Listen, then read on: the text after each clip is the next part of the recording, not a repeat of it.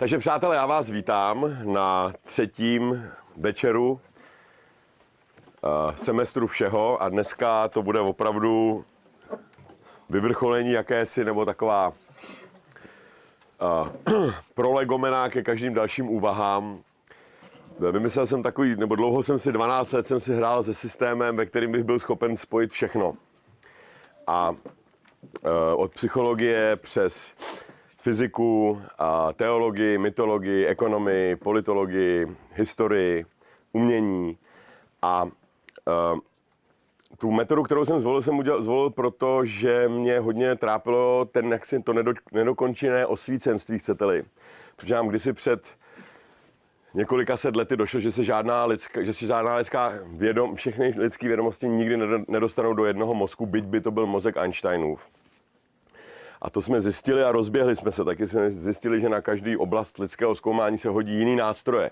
Na něco používáme kladivo, na něco používáme klávesnici, na něco používáme nůžky, na něco používáme pilníky, na něco používáme injekční stříkačky a dláta. A každý ten obor se pochopitelně rozjel se svým vlastním nástrojím do světa a to byl ten první krok osvícenství, který nám mnohé přines.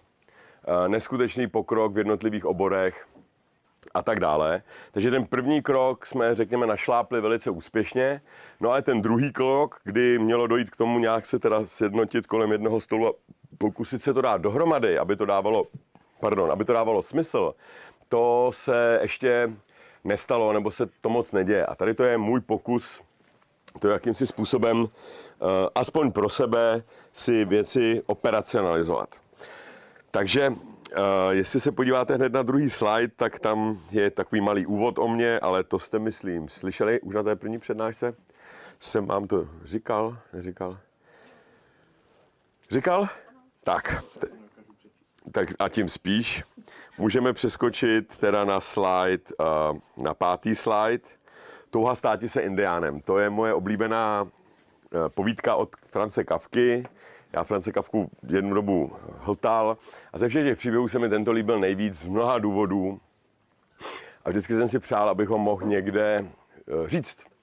A spojit to s něčím jiným, nebo se nad tím kolektivně zamyslet, co každému z vás ten příběh říká. Teď mám několik důvodů, proč ho můžu zcela legitimně, kromě toho, že je to tedy krásný text a člověk rád říká krásné věci a pravdivé.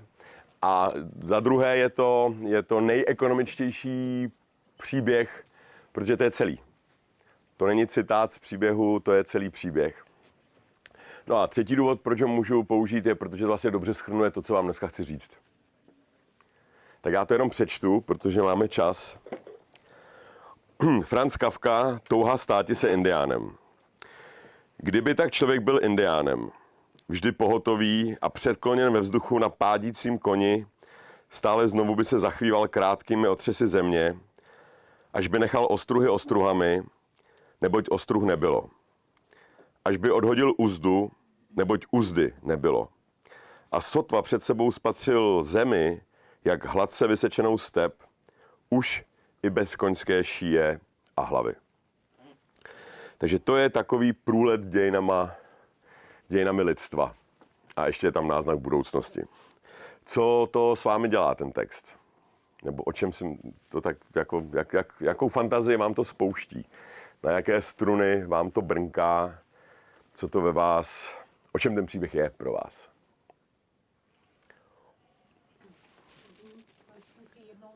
Prosím? Hezky.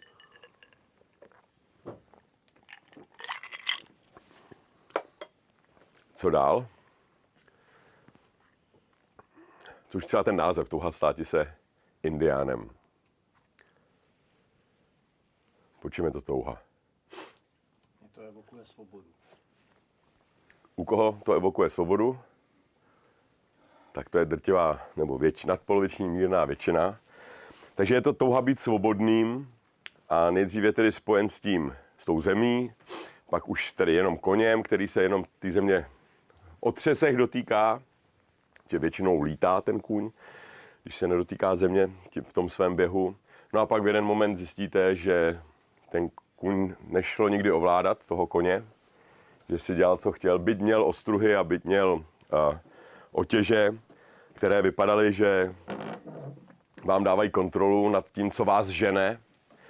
Jinými slovy, ten motor byl externalizován, ale pod kontrolou domělou a pak se, jak si autor zjišťuje, že ty ostruhy, že toho koně nešlo popohánět, nebo to teda šlo popohánět a někdy zrychlil, ale někdy tím popoháněním zpomalil, někdy se zatočili, zatáhli pravou uzdu a kůň běžel rovně nebo doleva, tak jak to konec konců známe ze života, že ten motor je někde jinde. No a nakonec zjišťuje, že už tedy není ani země a že ani ten kůň nikdy nebyl. Takže to je pochopitelně všechno striktně ekonomický text, zabalený do jiného hávu než matematického. Jestli se podíváte na slide číslo 7, tak tady už vidíte ten příběh, tak jak je vyprávíme my ekonomové a tak jak jste něj zvyklí z televize nebo z časopisů nebo konec konců z učebnic. Tady to je konkrétně z výroční zprávy České národní banky a jsou tam shrnuty takové ty hlavní věci, čím se zabýváme. Důležité na tom je vidět, že tam je také časová osa, vždycky na té ose X uvidíte simulaci času a že se něco vyvíjí od někud někam, ať už je to koruna, nebo HDP, nebo inflace, nebo ekonomická aktivita obyvatel a že tam před sebou vidíte takhle na dvou rozměrech minulost, současnost i budoucnost z jistého pohledu třeba inflace nebo HDP. Jo? Ten graf zapomíná na všechno ostatní a dívá se na svět, podobně jako ten Kafka se díval na ten svět zrovna ausgerechnet z pohledu jakési entity toužíc potom být svobodné a popsal to slovy tak, jak to popsal, tak my ty naše věci popisujeme těmito barevnými omalovánkami. No a pak se můžeme dostat na další slide. A to je už teda ten stěžejní slide s tím trouhelníkem, jestli je vidět. A tam tedy, teď bych do nějaké hloubky šel s tou metodou, s těmi nástroji, které jsem 12 let zkoušel, mezi matematiky, mezi politiky, mezi politology, mezi filozofy, mezi umělci, mezi teology, mezi lidmi, co mají rádi literaturu, mezi lidmi, co mají rádi filmy. Prostě jsem si to zkoušel, kde jsem mohl a teď to takhle předkládám vám k zvážení a použití a budeme si s tím hodně hrát a budeme ten model zkoušet, jestli udrží tu váhu, která na něj má být vložena. Takže tady jsem do jakéhosi trouhelníku položil 3 pohledy nebo 3 základní nástroje, jak se dívat na svět 3 různými pohledy. Jeden ten pohled je rozděluji tedy entity na tělo, duši a ducha. A většinou tyto 3 entity jsou kombinované. Málo kdy se stane, že by se ta entita vyskytla v čisté své podobě těla, duše nebo ducha. Takže tělo je něco, co je přirozeně jaksi hmotné, dá se na to zaťukat, je to ta jasná jako facka realita. Duše je něco, co je reálné, ale už to není, a je to dokonce objektivně reálné a dokonce to musí být objektivně reálné. A v momentě, kdy je na tom 100% shoda, tak je to něco, co nazývám duševní entitou, ale nemá hmotnou podobu. Nemá hmotnou váhu, ani se nerozpíná v prostoru. Má to jenom existuje to v symbolické rovině, která je všeobecně akceptovatelná. Tak, co by to tak mohlo být? Duše. Něco, co určitě existuje, ale nedá se na to zaťukat. Můžete klidně přízemněji. Nechte si tam něco i na toho ducha. Jo, vědomí objektivně těžko říct, jestli existuje. Protože my možná se vám zdáme všichni a jediný, kdo tady je obdařen vědomím, budete pravděpodobně vy. A jinak my se vám jenom jevíme. My nemáme způsob, jak vám dokázat, že máme vědomí. Zákon.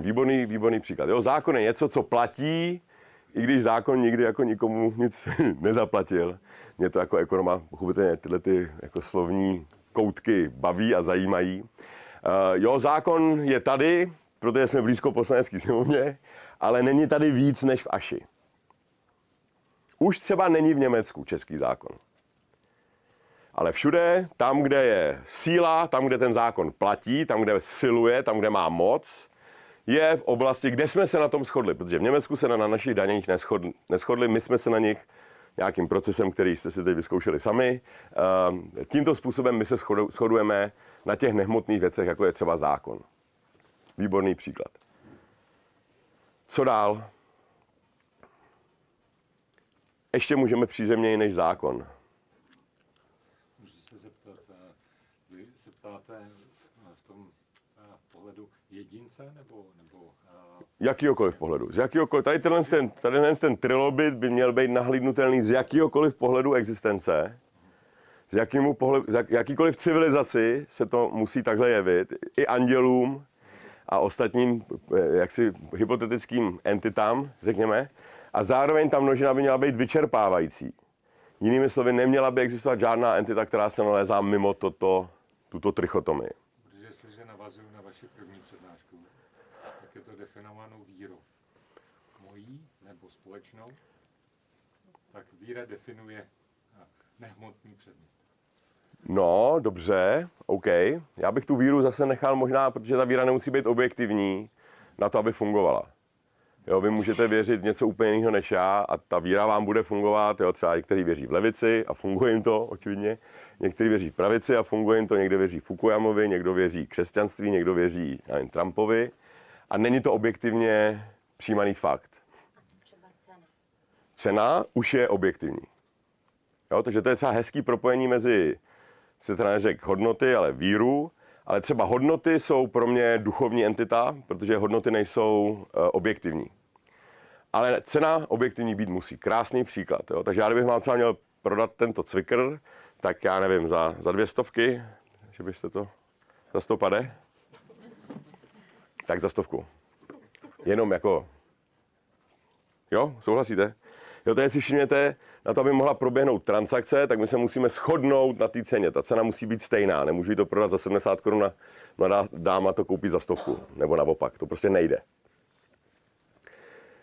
Ale při té transakci musí zároveň existovat neshoda v hodnotách. Že ta hodnota toho cyklu musí být nutně pro mě nižší než 100 korun. Když jsem jí byl ochoten prodat dobrovolně, tak třeba má pro mě hodnotu 80. Kdybyste smlouvala dál, tak bych byl ochoten ustoupit až na 80. Protože má, řekněme, pro mě hodnotu 79 korun. No a pro vás zase ten cvikr musí mít vyšší hodnotu, než jeho cena, jinak byste ho nikdy nekoupila. Jo, takže to je mimochodem taková zajímavá, jedna z prvních jakoby takových zajímavostí, která z tohoto modelu vyplývá, že cena je objektivní, duševní entita, kdežto hodnota už je něco, co je. Ta transakce skutečně hmotně proběhla ve všech požadavcích, ale já vlastně furt tu vaši hodnotu, a vy taky budete jen tak jako tušit. Kdybychom se tady dohadovali díl, tak by se musela poradit nebo rozmyslet a vlastně si ty hodnoty srovnat, než třeba si koupíte, u cvikru asi ne, ale si třeba koupíte auto, tak o tom ty hodnoty musíte dlouho ochutnávat, tak říkajíc. Ještě nějaký další příklad duše? Matematika. Matematika je takový korunní příklad duše, protože 1 + 1 rovná se 2. Jo, my se na tady to musíme shodnout, abychom mohli dělat složitější výpočty. Ale přitom plus nikdo z vás nikdy neviděl. Ani rovná se. Rovná se neexistuje. Jako neviděl jste někdy v životě, jak se Václavákem prochází rovná se, nebo že v některých hospodách by to rovná se bylo jiný než v jiných, i když se to občas některým tak jako jeví. No, nevíme, jak vypadá trojka. Do dneška. Nevíme dokonce ani, jak vypadá dvojka. My dokonce nevíme, jak vypadá jednička. A už vůbec nevíme, jak vypadá 0. To se nedá skoro ani představit. Nebo... No, nemůžete si představit jedničku. Můžete si představit symbol jedničky, to je zase něco, co je objektivně akceptované, že tomu budeme říkat tohle, že to nebude třeba tohle, taky jsme se tak mohli dohodnout. A plus se bude značit tímto způsobem. Ale jsou to entity, které se nejeví. A existují pouze ve svých symbolech, ať už jsou to jednotky nebo operátory. Organizační struktura vaší firmy je další duševní entita. Dny v týdnu je duševní entita. Jo, dneska není, co to je, úterý. Dneska není, nebo je, ale na dnešku není nic úterkovatýho. Jo, dnešek by klidně mohl být neděle. I když neděle mají takovou divnou nedělní atmosféru. Myslím, že neděli bych poznal i bez dnů v týdnu. Jo, ale představte si, jak by třeba váš život vypadal, kdyby neexistoval týden, kdyby se si počítali život jako na dni kumulativně. Že by to nemělo ten rytmus. Vždycky v pondělí něco, vždycky v neděli něco. A vždycky v pátek něco. A ten život bez rytmu by vypadal úplně jinak. Takže ten mýtus toho týdne se nám hrozně hodí pro strukturu něčeho, co vlastně strukturu má pouze implikovanou. No a tak pak ten duch, to je pro mě doména právě vůle, vědomí, mnohých emocí, jazyka předtím, než ho vyřkneme, nebo myšlenky, tak jak se v ně formuje něco, co vybobtnává, někdy s mým pečlivým dozorem, někdy bez dozoru, potom se omlouváme, říkáme tím tomu druhému, nepřeložil jsem dobře to, co jsem chtěl říct v srdci, a to jsem nechtěl říct. Já chtěl říct něco jiného, ale nepodařilo se mi to naformulovat přesně. Protože my omlouváme. Což třeba v angličtině, já jsem dlouho hledal tu slovní hříčku, mě mrzelo, že nemůžu opakovat v angličtině. A furt jsem si říkal, tak co to tam to apologize, a pak mě teda došlo, že vlastně jsem to říkal už u té biblické apologos. Kolem oslovuju se, nebo ospravedlňujem se, omlouvám se. To je moment, kdy se nepřeloží ten duch správně do té duše. Nebo básníkům se nikdy nestalo, že by řekli, že tahle básnička je teda konečně dokonalá a už nebudu víc psát, už jsem to všechno řekl. Nebo umělcům se to děje, umělcům se nestává, že by namalovali konečně to, co měli na duchu nebo na srdci, a tím to pro mě hasne. Ten překlad je vždycky nevěrný, protože je z jiné dimenze. Ten obraz taky každému něco jiného řekne. A to je moment, kdy ten obraz navazuje vztah nikoli já ty, neboli já vědomí duše, ale já ono. Ne já to, pardon, že to pro ně přestává být předmětem, ale když dojdu k jakémusi oslovení, jo, což obraz udělat nemůže mimochodem, jo, když si ho poslechnete, tak z toho žádný slova nejdou. On nás neoslovuje slovy, on nás oslovuje jakýmsi obrazem a promluvá anebo nepromluvá k našemu duchu. To si myslím, že je dobrý rozdíl mezi kýčem a uměním. Že to umění je výlev ducha, který má promluvat v duchu, a ani ten autor sám neví, co tím vlastně chtěl říct. Protože to není schopen dát do slov. Podobně tak duch zákona. Teď se ho bude hodně objevovat v médiích. Hovoříme často o duchu ústavy. Že to je proti duchu ústavy. Nebo je tady někdo právník, tak vás taky můžu potrápit, tak proč to teda jako nenapíšete, toho ducha? No, protože to nejde. Proč? Protože to prostě nejde. Takže potom máme duši zákona, literu zákona, která zabíjí podle nového zákona, ale duch dává život. A i té větě samotné duch dává život, protože ta věta, kdybychom vzali jakoukoliv větu ústavy třeba a poslali do vesmíru, tak tam nemá žádný smysl mimo naší symbolickou dohodu, že takhle budeme zapisovat své duchy. No a můžeme si dokonce zkusit jedno takové cvičení. Si jsme to nakousli trošičku minulé. Zkuste si říct něco v duchu, například dneska je úterý. Řekněte si to v duchu, jestli vás můžu poprosit. A teď si to řekněte nahlas, to stejnou větu. A dobře se zaposlouchejte, zkuste to ještě jednou do toho svého hlasu vnitřního, nebo jak říkáme, že se člověk říká v duchu, což mi taky hraje do karet. Tak si řekněte, dneska je úterý, dneska je úterý. Tak, je to stejný hlas? A to, když jsem si všimnul asi před 2,5 lety, když jsem se nudil v autě a přemýšlel jsem o duchu a duši a o smyslu slov a slovech, tak mě najednou došlo, že sám v sobě hovořím hlasem, který jsem si vždycky myslel, že je můj a je mu teda aspoň v mém případě podobný, ale není to můj hlas. No, takže i hned druhá otázka, čí? Co ze mě mluví? Nebo co ve mně mluví? Tady se nabízí krásná česká slovní hříčka, u které jsem se zakoktal při předminulý biblický, když se to stalo spontánně. Já přednáším kvůli tomu, že se mi u toho dobře přemýšlí, že mě napadají díky vám nové věci a tenkrát se to takhle stalo na té biblické, co mluví země, země mluví země. Technicky řečeno, já jsem země, já jsem kamení obalené vodou, nebo kamení, které se najednou uskupilo v něco takového, že je schopno to mít vnitřní dialog. Takže pochopitelně správná otázka je, co země, kromě země, mluví. Stejně jako ten obraz nemluví, tak země ještě, země též nemluví, ale my mluvíme. Jo, když řekneme, že nás něco napadlo, to je taky jako vhodný slovo. Jo, jako nás napadne pes, anebo myšlenka. Jakoby se k tomu nedá bránit. Dneska mi dokonce napadla věc, kterou jsem s váma chtěl hned probrat. Měl jsem debatu s kolegou a ten mi říkal, hele, dej si tady na toho člověka pozor. A říkal, no ale já mu úplně důvěřuju a já jsem nezažil, nebo nevím o něm, od nikoho jiného. A děkuju, ale jako neberu. No, ale jako už to z té hlavy nejde odlepit. Takže já když s tím kolegou budeme mu říkat Martin, a když s tím Martinem mluvím, tak tam mám větu, no jo, ale Jirka říkal, že si na to mám dávat bacha.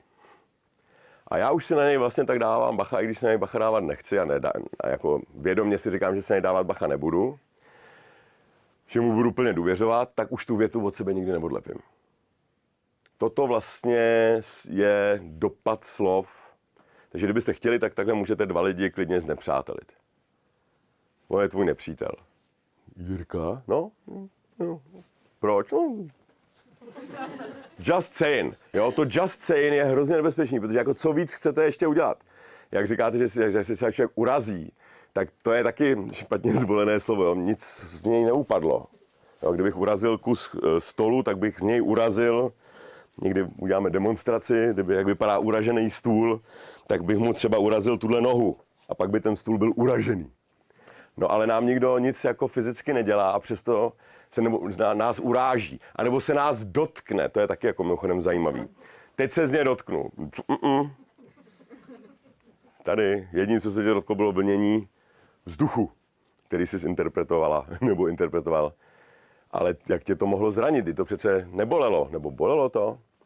Jo, stejně tak jako říkáme, že matematika je těžká. Zase, není.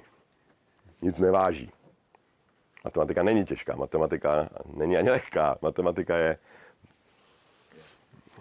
a nemá kategorii váhy. Jo, že by dneska byla těžká matika, že toho mám 2,5 kg. I když Havel nám to takhle dělával. Občas nám psal nazpátek z hrádečku, zase toho bylo 2982 gramů, kdo to má číst. On to normálně vážil, všechny ty naše podklady dával na váhu a když toho bylo moc, tak měl takový jako, on byl jako vtipný a umělecký i v tom, když člověka tak nějak jako ne úplně sprdával, ale když ukládal výtku. No a když už jsme u toho slova, tak si mimochodem všimněte, když se budete třeba na poradách nudit, nebo když si budete číst nějaký text, který vám nebude nic dávat, tak si zkuste schválně v tom textu, což doufám, že se vám neděje, zkuste si počítat, kolik slov tam je, která se ale neodvolávají na něco, na co lze ukázat ve své hmotné reprezentaci. Teď třeba jsem udělal celou větu a budu v tom pokračovat dál, až použiju slovo, na jehož objekt budeme moct ukázat prstem, takže prst je 1. A můžete si dělat čárky, jak často ten mluvčí nebo ta mluvčí použije slovo, které vlastně má hmotnou reprezentaci. Ale bez jakýchkoliv potíží, a někdy si to vyzkouším, bych byl schopen přednést 3hodinovou přednášku, aniž bych se dopustil jediného slova, které ukazuje na jakousi entitu. Takže spíše žijeme v dimenzi duševní, než té spodní. Ano. Tak bych se chtěl zeptat, kam teda patří význam slov do té kategorizace tělo, duše, duch? Když vezmu třeba slovo červená, tak asi v tom středu toho významu slova se všichni shodneme, co to je, ale pokud se bude jednat o otěnku, tak asi se neshodneme. A nebo zákaz, jo, máš červenou. Bude tam chybět ten požadavek té objektivity na tu duši. Ano. Čili kam to patří? Tak. My vycházíme z předpokladu, že slova jsou normálně rozdělená. Jo, tak, jak jste to konec konců naznačil, někde uprostřed.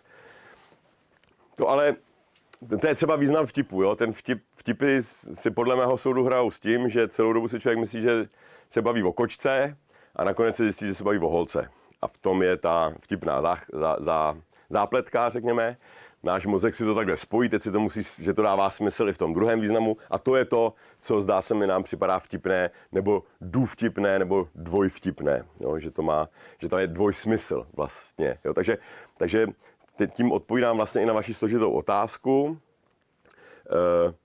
V čem je řekneme, že je slovo dvojsmyslné, třeba kozy, jsou dvojsmyslné slovo, a to znamená, že má dva smysly, nebo bychom řekli významy.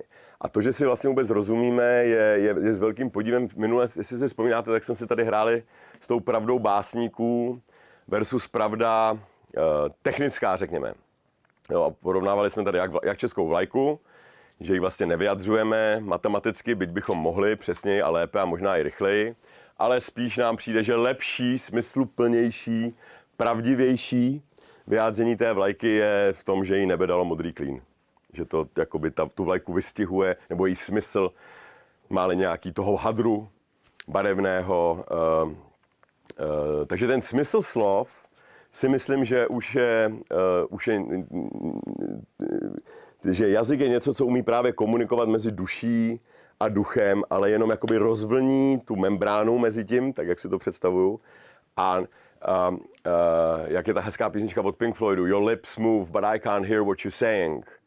I have become comfortably numb. I hear your voice as if from a distance. Já ti vlastně jako nerozumím.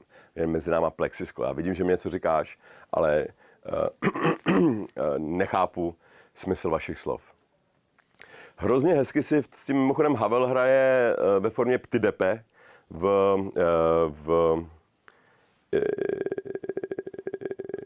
teď jsem zapomněl, inventura, ne. Vyrozumění. Jo, tam přijdou úředníci za svým šéfem, já to zase čtu v tom duši a tělu, a ty úředníci přijdou s tím, že teda jako by měl vydat dekret, který zakazuje zakazování používání ptidepe v byrokratickém jazyce, protože ten ptidepe byl konstruován vědci jakožto exaktní jazyk, aby nedocházelo k záměně slov. Právě, aby jedno slovo mělo pouze jeden význam.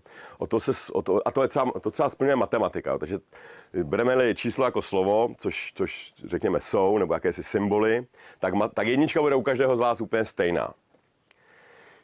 I když možná to bychom mohli zkusit, když řeknu jednička, tak co se vám jakoby vybaví? Číslo. No ale jasně, ale jako jak? Na jakém pozadí, jakou má barvu, v jakém kontextu je? Zavřete oči a podívejte se. Tak já vidím jako jednu věc, ale... A je na něčem položená? Je to teda jednička? Je to taková ta naše jednička, nebo římská? Naše. Naše. Má dole patku?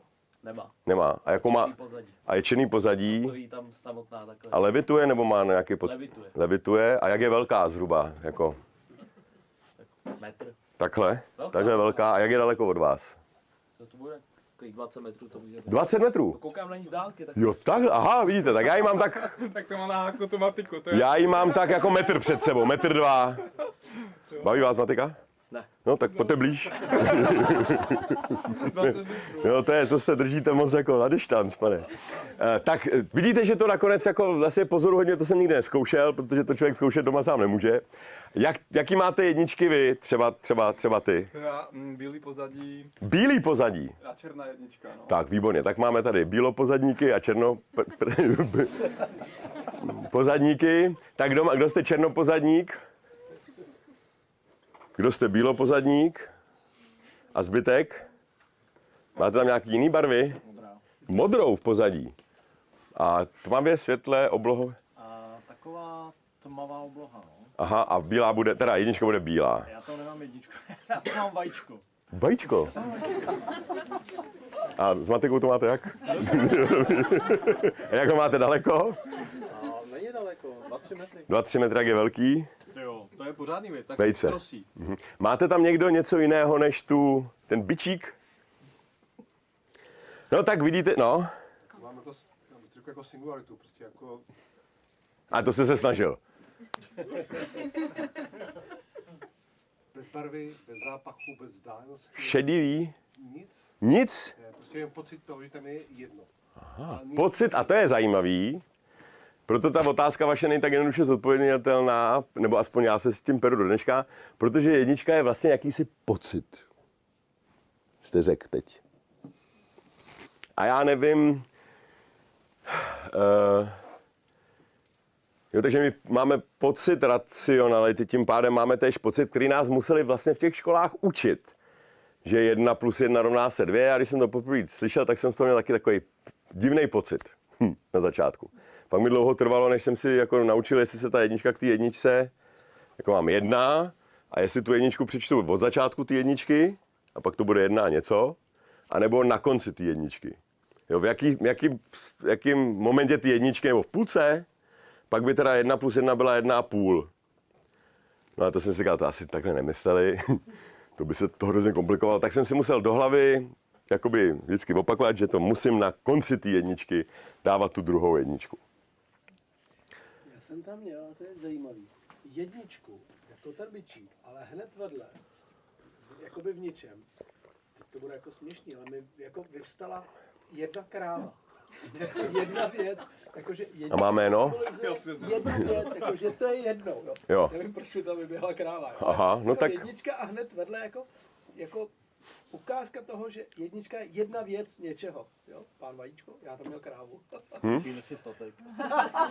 Jo. Jo, takže jste si tu jedničku představili buď v symbolu, na který jsme zvyklí, anebo v nějaký entitě. Jo.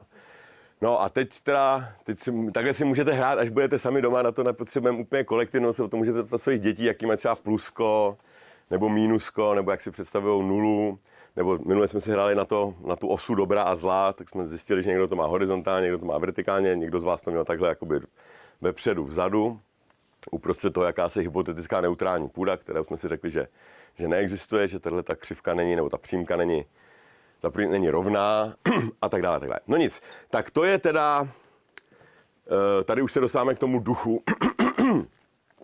A kdybyste chtěli podrobněji, tak tady ten následující slide, který má taky číslo, takový zelený slide, číslo 15, tak tam je jakoby popis těla, physis, to, co najdete na periodické tabulce prvků, je tělo. Když to tam nenajdete, tak to tělo není. To je třeba fyzikální síly, nejsou hmotný, byť hmotu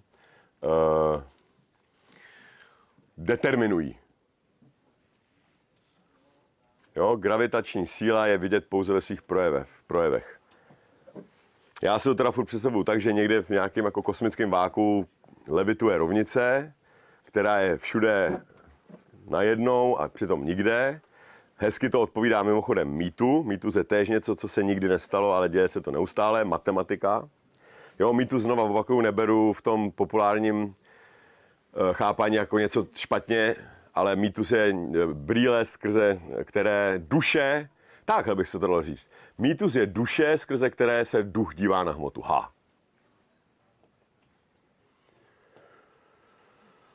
Jo, a tím bychom se taky hezky mohli vrátit k té první větě stvoření. Jo, smysl se začal dívat na svoji vlastní smysluplnost a potřeboval na to strukturu. Potřeboval na to černou, bílou, 0 a 1, potřeboval na to kategorie, dobré, špatné, včera, pozejtří. Tady je teda popis té duše, jo, tady já to ukazuju jako, tady to je barák, ale to není barák, to je duše baráku, podle toho ty cihly teprve budou organizovány a to je to, co z těch cihel udělá v budoucnosti právě tento barák. A to už je duševní entita. Ty duševní entity třeba můžou cestovat rychlostí světla. Když náhodou někdy nevím, jestli je to duše nebo duch, tak se zeptám, jestli to jde dát do mrazáku na půl roku a vyndat to bez újmy na obecnosti. Jo, tak matematiku, čísla, svoje zápisky nebo i noty nebo básničky si můžete dát do mrazáku, vytáhnout je za rok a budou úplně stejný. Tuhle debatu jsem měl s Václavem Havlem, teď teda, že nej tak vzpomínám. Ještě před odchodem jsme zakládali už tenkrát knihovnu Václava Havla s ním. A on říká, no já jsem zjistil, že člověk, když jako 15 let nebásní, takže to není tak, že to člověk vytáhne z mrazáku, a dá do mikrovlnky a básnění se vrátí. To taky ve mně možná umřelo. A když je to takový něco, co nejde dát do mrazáku, tak je to potom lépe vysvětlitelné v té kategorii ducha. Jo, takže třeba noty z koncertu si můžete dát do mrazáku, nebo CDčko, nebo flash disk, 0,1, ale zážitek z koncertu si do mrazáku dát nemůžete. Takže ten zážitek je... Když ho popíši? No, když ho popíšete, tak ho přeložíte do ty duševní entity a pak už ho jako zmrazit můžete. Takže teda rozdíl, že teda ten duch je vědění a ta duše opačně je vědomí. Jo, hezký. Jo, ta matematika je vlastně vždycky a všude najednou a my tím výpočtem dáme zrovna smysl 1 + 1 rovná se 2, protože potřebuji koupit právě odpovídající počet žárovek. Tak si to zjednoduším, kdybych tady bylo víc, tak si to můžu třeba vynásobit, že tady jsou 4, na druhé straně je stejně, takže 8. A už používám 2, 4, 8, ale ostatní čísla a ostatní operátory nederivuju to, nedávám to do matice, ale furt je mám, furt jsem to mohl udělat. Takže ta duše té matematiky leží všude ve celé své možná i neobjevené potencialitě. Tady je pak další otázka, kam spadá neobjevená matematika, jestli je to něco, co neumíme popsat technicky, nebo co neumíme popsat dostatečně na to, abychom to byli schopni matematizovat, tak to je něco, co nejsme schopni přeložit. Ty operace třeba, nevím, derivace za doby egyptský, ale to už pravděpodobně znali, tak já nevím, nějaký složitější operátory. Jestli už tehda existovaly, ale ve stavu neuvědomění si, že ta matematika tam byla, ty derivace tam už jsou 6000 let nejmíň, ale objevili jsme je, řekněme, až Newtonem. Tak kde byly derivace, v jakém stavu tady ty triády, určitě nebyly hmotný a určitě nebyly objektivně, nepanovala na nich objektivní schoda, protože nebyly ani vyřčeny. Takže tady je pak taková zajímavá, a to zrovna tady to budeme mít čas, ty překladové mechanismy mezi duchem a duší a pak tělem.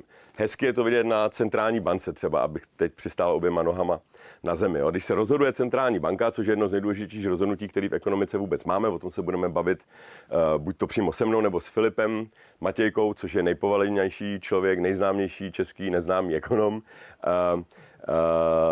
On měl nejblíž ze všech Čechů k Nobelovce. Teď už ne, ale v jednu dobu svého výzkumu měl 20 PhD studentů z Berkeley a z Princetonu a z Harvardu a tenhle tým celý makal a měli relativně, nebo nejblíž z nás všech měli k Nobelovce, to je prostě disciplína sama o sobě. Tak ten vám velice rád vysvětlí, co přesně, proč zrovna jako úroková sazba je tak stěžejní prvek, protože je to měřítko času, je to vlastně naše hodnota budoucnosti přeložená, naše víra v budoucnost přeložená do technického diskontovaného jazyka, na který studujeme a 1000 lidí se tím baví. Doslova ve obou slova smysle, že se o tom baví i tím baví. Jo, takže se úroková sazba, se sejde několik takových mágů s těma holema, mají takový klobouky a fousy a různý spisy. No a teď si sednou a jeden říká jeden říká, já nevím co, hele Friedman. A druhý říká, no jo, ale zase na druhou stranu Keynes, strana 276, no jo, ale Hayek, no, ale zase na druhou stranu von Mises, no jo, ale Klaus, no ale hele, počkejte, teď bude ropa, na Blízkém východě válka, tamhle ten řekl, no a babička mi říkala, že jako si její kamarádka stěžovala, že nemá na rohlíky, no a ceny nájemného a teď jak bude vypadat jako dolar a tohle, no a 4,75. Jo, na konci té diskuze duchovní, debata příběhů, je už duše, v ní entita 4,75, ne 4,76, ani ne 4,44, ale 4,45. No a tohle, ten duch se nějak tak jako dohodne na tomto slově. Je to furt jenom slovo.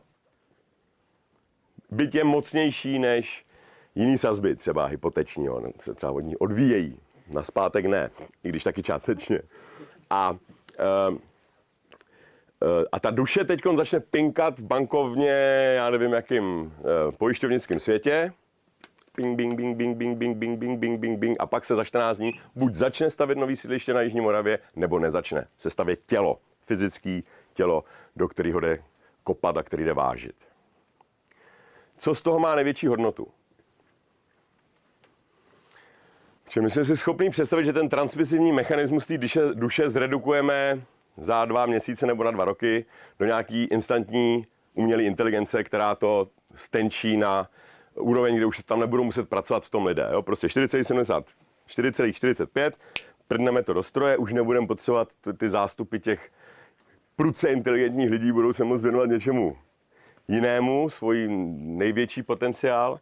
No a pak teda jakoby úvaha v centrální bance bude ochutnávání budoucnosti a věcí, co jsem se v životě naučil a pocítil jsem, že tak jsou, jo, protože někdo je keynesiánec, někdo je třeba Friedmanovec a jestli je to kvůli tomu, že se takhle vychovali v chudém nebo bohatém prostředí, jestli je to řekla babička nebo učitel, nebo jestli se jim líbí, je těžko říct, ale moc nám nefunguje to, co jsme si mysleli, že si to spočteme a pak podle toho se budeme jakoby tu víru, řekněme, ekonomickou, jestli je někdo levice nebo pravice, tak o tom se můžete hádat do nekonečna a málo kdy vidíte, že někoho přesvědčíte.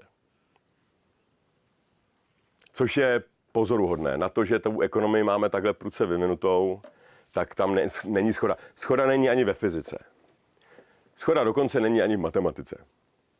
To zase se nechci zahrabat do těch Gödelových vět, ale matematici se hádají a dokonce se tam jako porvali u toho několikrát. A těch sporů je hodně a jsou různé školy a není to tak jednoduchý. A zrovna ausgerechnet u té matematiky to člověka trošku mrzí, protože jsem od ní čekal víc. A to je celá moje kritika matematiky. Jo. Lidi mají pocit, že nemám rád matematiku. Já matematiku miluju, nebo přistupuji stejně jako filmový kritik nenávidí filmy, nebo literární kritik se nevyznačuje tím, že by nenáviděl literaturu. On právě naopak jako má dost rád a proto je vůči němu kritický. Tím si můžete vysvětlit mnohé domácí spory. Jo, protože tak, děkuji. Takže se to neděje jenom mně. Jo, tady jsou nějaké další pozoruhodné vlastnosti. Když tak se na to podívejte, jestli vás něco zaujme, tak na mě křikněte. Ať nemluvím celou dobu jenom já. Důležité je, že tahle pláň existuje výhradně v symbolické rovině. Slova existují zejména v symbolické rovině. Tady, kdybych měl toho Havla sebou, tak bych vám mohl přečíst kus ptydepe, jestli bžika blub lachády tapta ubras uk. Jako mluvil jsem svobodně, teď jsem se jako hippík správnej, nedržel žádných pravidel a svobodně jsem vyjádřil svýho ducha, svůj smysl. Takhle jsem já mal vlastně řekl můj smysl, protože co já tady budu jako nějakýho Komenskýho nebo Husa nebo Dobrovskýho. Prostě jsem to řekl, jak to cítím. Hup, hup, šumilip, tip a rebedende. Bylo to svobodné vyjádření mého ducha. Jo, takže to je taky třeba další zajímavá dynamika, že ta duše toho ducha nesvazuje, ale vlastně umožňuje mu pohybovat se na co možná nejširší plato působnosti. Kdybychom měli jazyk o 5 slovech, tak se v něm nebudeme vyjadřovat tak svobodně, jako kdybychom měli jazyk, který má miliony slov. Nutno též říct, že náš jazyk většinu slov nemá, stejně tak jako matematika nezná většinu čísel, se kterými pracuje. Všechny ty čísla, které tak znáte, tak to je zlomek reálných čísel, jo? Třeba pí znám, nebo no to jsem vlastně říkal minule, že ho sice známe, ale mstí se nám tím, že ho neznáme. A asi nebudeme nikdy znát. A to samé platí o slovech. To mě naučil můj milý filozof Jan Sokol, že tím, že poruším veškerá pravidla jazyka, nedojde k svobodnějšímu projevu ducha. Naopak, skutečně svobodné vyjádření ducha často dáváme do básní, což z mého hlediska není nic jiného než další baterie zcela zbytečných pravidel. Jako třeba, že by se to mělo rýmovat a mělo to dodržovat nějaký rytmus a strukturu. Jo, to jsme si tam dali navíc, to nebylo potřeba pro běžnou komunikaci. Přesto, přeze všechno, básníci jsou ti, kteří mluví pravdu. Je to jiná pravda než pravda vědců. Skoro by se chtělo říct, že to je pravdivější pravda, ale s tím teď nebudu zabíhat. Až se budeme bavit o České republice, tak tady rozvinu úvahu o tom, jak my jako jeden z mála, ne jediný národ máme ve vínku slova pravda a láska. Ať už ve formě nadávky nebo ve formě něčeho svatého, což je mimochodem dost častá kombinace. To si všimněte, že v běžném jazyce velice rádi kombinujeme svaté s profáním, například holy shit. Jo, v češtině. Ale jo, i to MF, tam máte tu svatou matku a to znesvěcení. Jo, takže tyhle jako slovní kombinace vysokého a nízkého jsou naopak jako velice častým zdrojem nadávek. Jo, sakra, to znamená svatý, jo, co tady kleješ, no ale já nekleju, já říkám jako svatý věci. Já beru i to, když člověk třeba jako jede autem a najednou vidí, že bude bouračka, tak se ty lidi velice rychle pomodlí. I ateisti řeknou Ježíši Kriste. A já to beru jako modlitbu. Protože komu to říkáš, tam vedle tebe za prvý žádný Ježíš Kristus jako fyzicky nesedí a za druhý, když v tom autě seš sám, tak si mohl ten poslední, to bylo zbytečný. Neudělal si dobrou analýzu nákladů a výnosů, protože si jako vyplýtval dech a v tomhle možná případě i ducha na jako zbytečnou větu. Jo, to samý. Nebudu se do toho zase zamontovávat. Je tam něco, co vás ještě na tom druhém slajdu, ještě tam je třetí slajd o tom duchu, ale já si tak užívám, teď jsem tuto stejnou přednášku měl během 15 minut, takže kdybyste to někdo chtěl ve zkrácené verzi, tak to bylo včera v pondělí na fóru Hospodářských novin, Planet AI se to jmenovalo.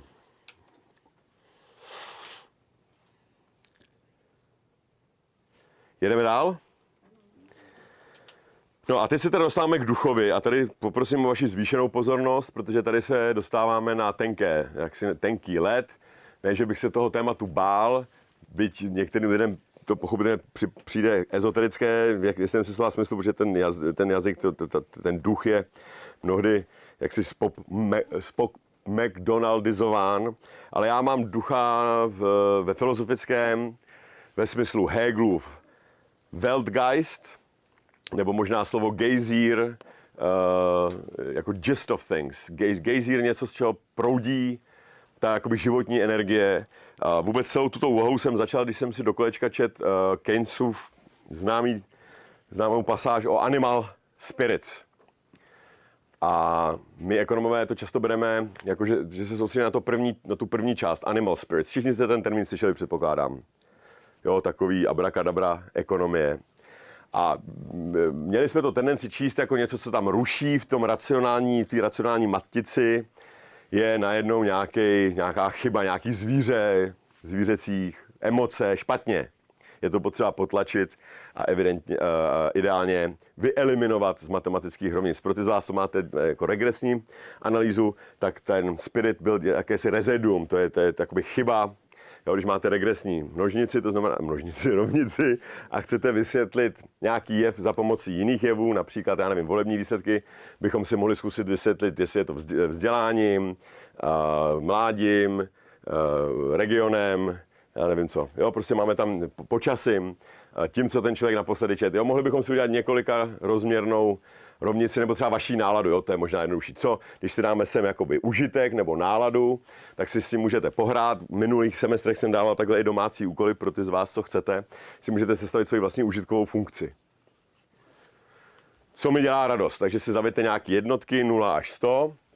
Pak jsme si s tím vlastně hráli i na semestru ducha, kdy jsme zkoušeli se semestr další už bavit jenom o tom duchovi, ale k tomu se dostaneme později, protože ono to má velký dopad na jako vlastně i současnost, protože nahradili naše tělo stroje a naši duši umělá inteligence, tak co nám pak zbude, kde budeme pracovat? No a moje hypotéza, ke které se dostaneme, je, že jediné učení, které bude mít lidskou hodnotu a smysl, bude nestrojové učení. Něco, co se nedá úplně jednoduše předat mrazákem. Jo, třeba vaši firmu vašim dětem. Můžete jim předat učenictví, můžete jim předat ičo dičo, ale můžete jim předat strukturu, můžete jim to říkat od malička do a stejně jim toho ducha nepředáte. Proto tolik firem trpí, ať už pozitivně nebo negativně, když přijde nový duch, nový řídící, rozhodující, ten nejvyšší element. U jaký příležitosti jsem se do toho zamotal? Duch, nadzáleží, semestr ducha. Jo, že si můžete udělat domácí úkol, sestavit si užitkovou funkci, jo? Takže si udělejte 0-100 třeba, normální den je 50, no a pak si řekněte, čím to je, tak já nevím, dobře jsem se vyspal třeba, nebo počasím, takže určitě dobře vyspal, není to jednotková věc, těch faktorů je tam hodně, no a když si to pak všechno schrouskáte, tak vám ta SPSS by vám mělo hodit váhu, jo? Že vám třeba zjistíte, že vám na počasí, když si tohle budete dělat, já nevím, 20 dní, tak pak tahle tam vzniklá matice z toho vám vyplivne váhu jednotlivých elementů, jo? Takže třeba zjistíte, že na počasí vám nezáleží tolik, jako jestli jste se nepohádal s manželkou nebo se svýma dětma. No a tak to třeba bude taková váha. No a pak na konci je něco, čemu říkáme reziduum, a to je taková jako věc, kam se dá, čím je to menší, tak tím je ta rovnice přesnější. A čím je to větší, tak tím víc. My tomu taky říkáme index blbosti. Nevíme, co všechno má vliv na inflaci třeba, nebo na vaši náladu. Prostě tam vždycky bude nějakých, já nevím kolik, 10, 8, x%, který vám tam budou laprovat. Něco jako Neo v Matrixu. Tak takhle my jsme brali to Animal Spirits. No ale pak jsem si uvědomil, že Animal Spirits je přídavné jméno, animal, a podstatné slovo. Jednou jsem přišel k mému synovi do třídy a dělal jsem mu zase ostudu a měli tam na tabuli napsaný, nebo na nástěnce měli napsaný podstatná jména. Tak jsem i hned po učitelce chtěl vidět i ten seznam těch nepodstatných jmén. Jo. Takže to podstatné jméno je ten duch, a jestli je barevný, černý, zelený, animal nebo pigment, je jedno. Je to prostě přídavný, je to vlastnost ducha, takže je to zejména duch. Anima, ne anima, ale je to spirit. Takže my, ekonomové, jsme duchaři. Protože Keynes, a to se ukážeme na dalším slajdu, Keynes říká, ne, že by to byla chyba systému, ale že to je životní síla, bez které by podniky fade and die, by vyhasly během krátké doby. Prostě vaše podnikání nemůže řídit excelovská tabulka.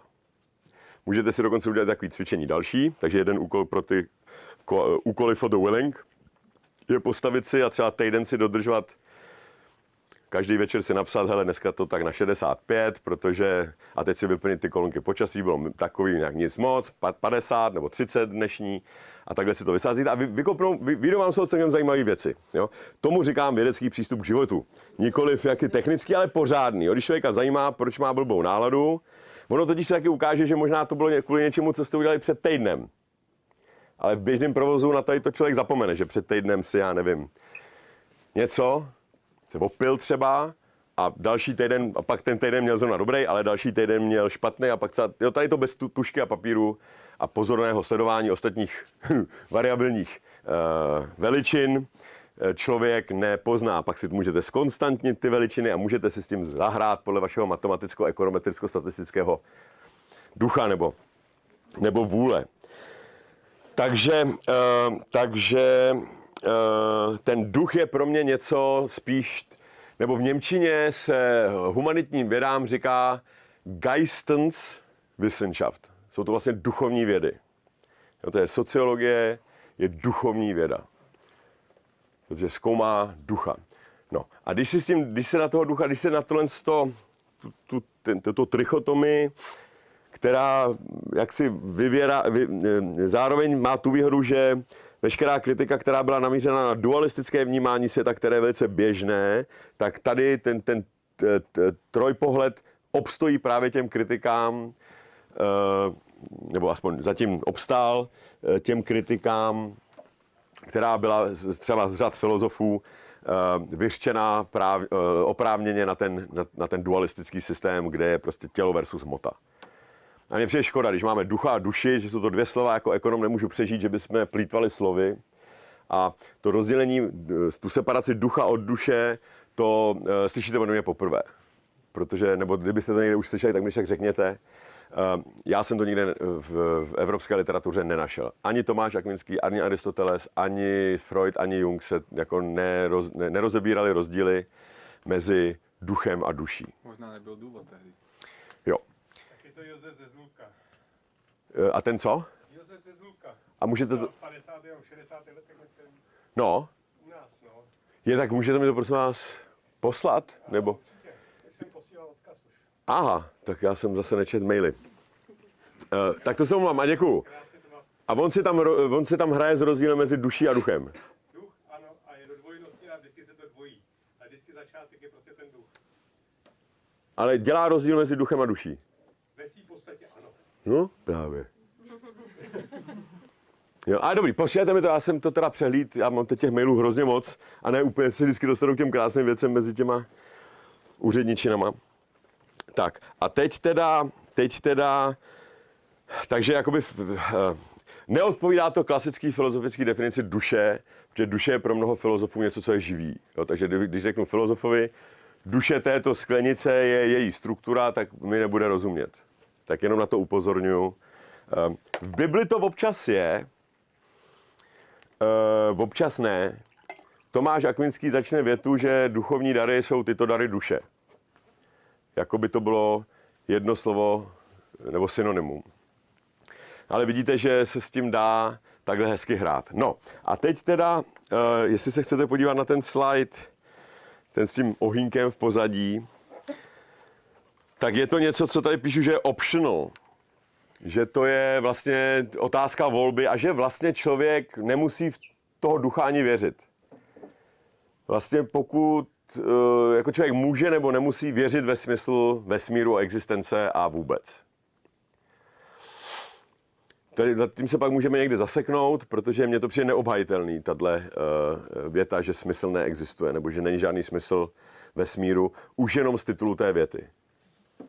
Protože už jenom z titulu toho, že máme otazníky ve větách, tak znamená, že jsme schopni položit smysluplnou otázku, na kterou očekáváme smysluplnou odpověď.